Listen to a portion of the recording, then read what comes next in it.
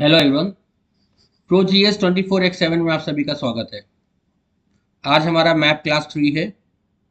इसमें हमने south America का पॉलिटिकल मैप सामने स्क्रीन पर शो किया हुआ है। अगर आप इस मैप को देखें तो इस पर आपको दो इंपॉर्टेंट लैटिट्यूड्स मिलेंगे।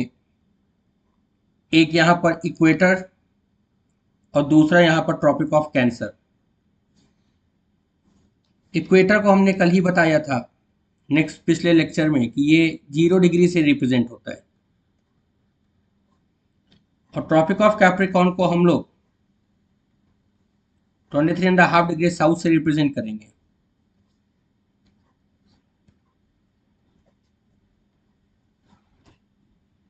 अब इक्वेटर हमने बताया था कि इक्वेटर कभी भी किसी कॉन्टिनेंटल लैंडमास को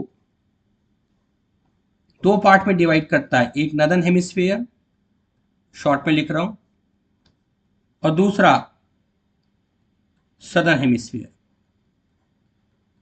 इसका मतलब यह हुआ कि जब आप geographical extent of south America देखेंगे तो इसका एक हिस्सा नॉर्थ में रिप्रेजेंट होगा और इसका एक हिस्सा साउथ में रिप्रेजेंट होगा। इसका ज्योग्राफिकल एक्सटेंट क्या है आप कमेंट करके हमें बताइएगा। आगे देखें तो आपको यहां पर कुछ लॉन्गिट्यूड लाइंस भी दिखेंगी। ये जो लॉन्गिट्यूड्स की लाइन है इनको अगर आप देखें तो ये वेस्ट में है। पिछले लेक्चर में हमने आपको बताया था कि इक्वेटर की भांति ही ये आपके इक्वेटर है, ये 10 डिग्री इस तरीके के ये लैटिट्यूड्स हैं। अब अगर हम इनको देखें तो ये अभी हमने आपको 0 डिग्री बताया, ये 10 डिग्री नॉर्थ है, 10 डिग्री साउथ है, ये 20 डिग्री साउथ है, 30 डिग्री साउथ, और इस तरीके से ये हमारा लैटिट्यूड है। जबकि ये हमारा 40 डिग्री वेस्ट है, ये 50 डिग्री वेस्ट है, 60 degree west, 80 degree west, 90 degree west, 100 degree west and so on. इसका मतलब ये है कि अगर ये हमारा प्राइम मेरिडियन है जो इक्वेटर की भांति ही है, इसे 0 डिग्री से रिप्रेजेंट करते हैं, तो अगर ये हमारा प्राइम मेरिडियन है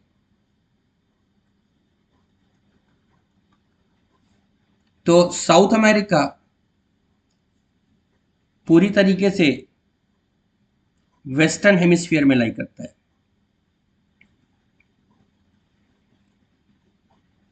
जहां टाइम हमेशा जीएमटी से पीछे चलेगा। जो भी टाइम प्राइम मेरिडियन पे होता है उसे जीएमटी कहते हैं।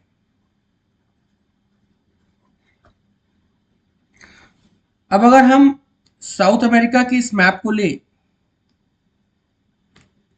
तो हमने आपको बताया था कि हमें किसी भी वर्ल्ड या मैप के बारे में, लैंडमार्क कंट्री के बारे में जानने से पहले हमें उसकी लोकेशंस का आइडिया होना बहुत जरूरी होता है। आपके सामने ये एक पॉलिटिकल मैप है साउथ अमेरिका का, इसको मैं फिल कर रहा हूं, आप भी अपने साथ एक पॉलिटिकल मैप ब्लैंक लेके बैठिएगा। तो सबसे पहले हमने ये इक्वेटर बना दिया और हमने ये ट्रॉपिक ऑफ कैप्रिकॉर्न बना दिया जो साउथ अमेरिका के लगभग मिडिल से पास हो रहा है। तो यहां पर सबसे बड़ा जो आपको बाउंड्री मिलेगा जिस कंट्री का, वो ये ब्राजील कहलाएगा। और साउथ अमेरिका में अगर 426 मिलियन पॉपुलेशन है, जिसे अप्रोक्सीमेटली 42.6 करोड़ पॉपुलेशन कहते हैं, तो उसमें सबसे ज़्यादा पॉपुलेशन आपको यहीं मिलेगी। अप्रोक्सीमेटली 50% पॉपुलेशन साउथ अमेरिका की, अप्रोक्सीमेटली, ये नहीं कि आप पूरा 50% मान लें, तो वो आपको ब्राजील में ही मिलती है। So this is called as Brazil. इसके बाद ठीक ब्राजील के साथ साथ आप उसके ठीक नीचे देखेंगे और यहां पर ये एक लैंडलॉक मिलेगा। ये दो नाम थोड़े सिमिलर पाए जाते हैं, इसलिए एक साथ बता रहा हूं। एक को कहते हैं Paraguay, one is called as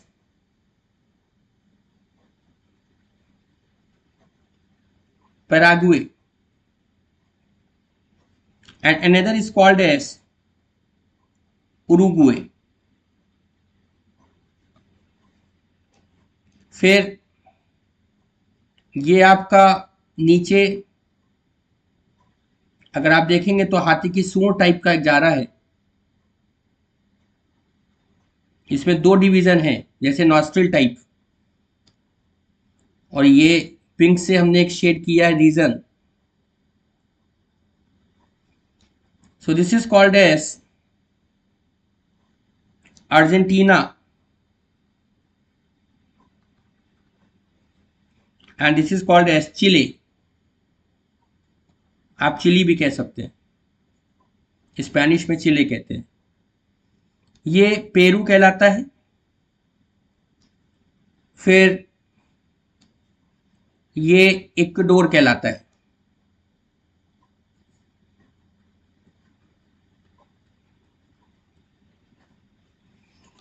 फिर यहां पर इक्वाडोर के ठीक ऊपर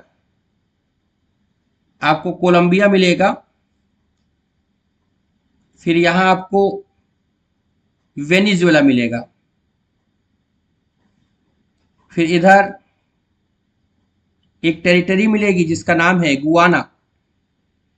फिर सूरीनाम और फिर फ्रेंच गुआना। सो इधर आपको कोलंबिया मिलेगा,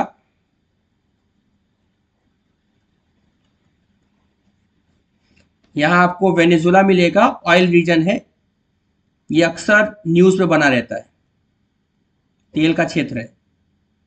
बीच में पहले सूरीनाम लिख लीजिएगा ताकि आपको गुआना और फ्रेंच गुआना याद करने में आसानी रहेगी। एक तरफ गुआना जी और एक तरफ फ्रेंच गुआना। फ्रेंच गुआना इसलिए कहा जा रहा है क्योंकि ये फ्रांस के अधीन माना जाता है।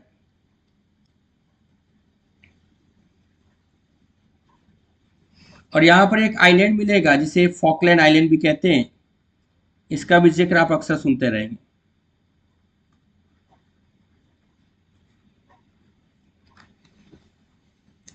So this is the political map of south America. अब अगर आप इसमें देखें तो जो इक्वेटर है, ये इक्वेटर की लाइन है। सो ये इक्वेटर यहां तीन देशों से गुजरता है।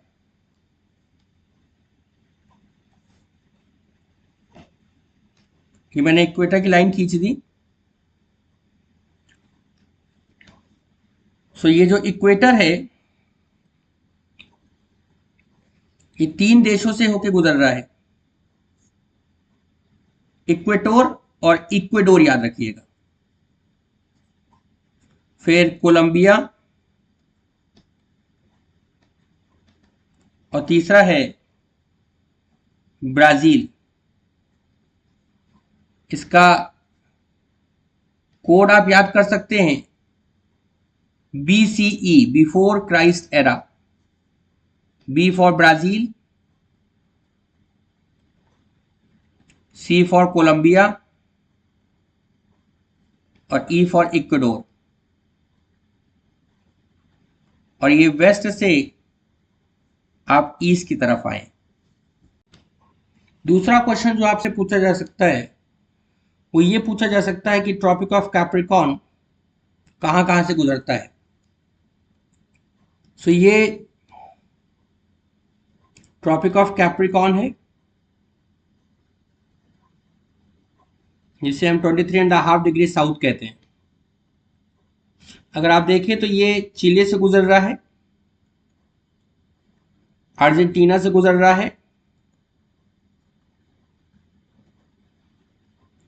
पराग्वे से गुजर रहा है, और ब्राजील से गुजर रहा है। अगर इसका कोड आपको याद करना है तो आप ABC प्रोडक्शन याद कर सकते हैं। यहां A फॉर अर्जेंटीना है, B फॉर ब्राजील है, C फॉर चिले है और P फॉर पैराग्वे। हालांकि ये सीक्वेंस में नहीं है। सो उम्मीद है कि आपको साउथ अमेरिका की पॉलिटिकल लोकेशंस का आइडिया हुआ होगा, जिसमें हमने आपको ब्राजील, पैराग्वे, उरुग्वे, बोलिविया, एक ये रह गया, ये बोलिविया याद रखिएगा। Got the point. तो हमने काफी कंट्रीज, पूरी कंट्रीज के बारे में आपको एक आइडिया दिया है। अब अगर आप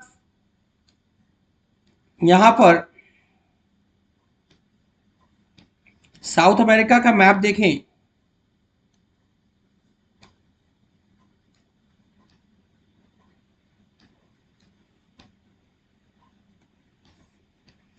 तो इस मैप में आपको दो कंट्रीज दिखेंगी।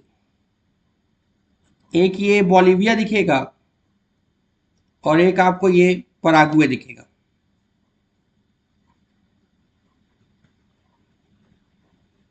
बोलिविया और पराग्वे। आप देखेंगे कि इन दो कंट्रीज को, these two countries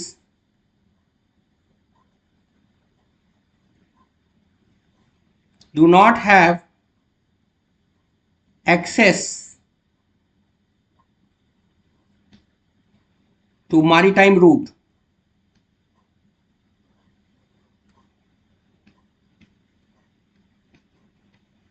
Therefore, Bolivia and Paraguay are landlocked countries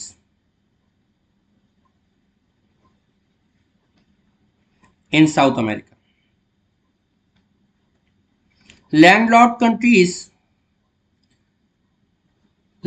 countries के अपने काफी नुकसान होते हैं। मैरीटाइम एक्सेस ना होने की वजह से इंटरनेशनल ट्रेड के लिए दूसरी कंट्रीज पे डिपेंडेंट होना पड़ता है। जैसे कि हमारे यहाँ नेपाल है, भूटान है, ये भी लैंडलॉक्ड कंट्रीज हैं। तो उम्मीद है कि आपको साउथ अमेरिका के पॉलिटिकल स्टेट्स के बारे में एक अच्छा आइडिया हो गया होगा। आप तब तक इसको प्रैक्टिस करिए। I will come with the new political map. So तब तक के लिए शबक है। धन्यवाद।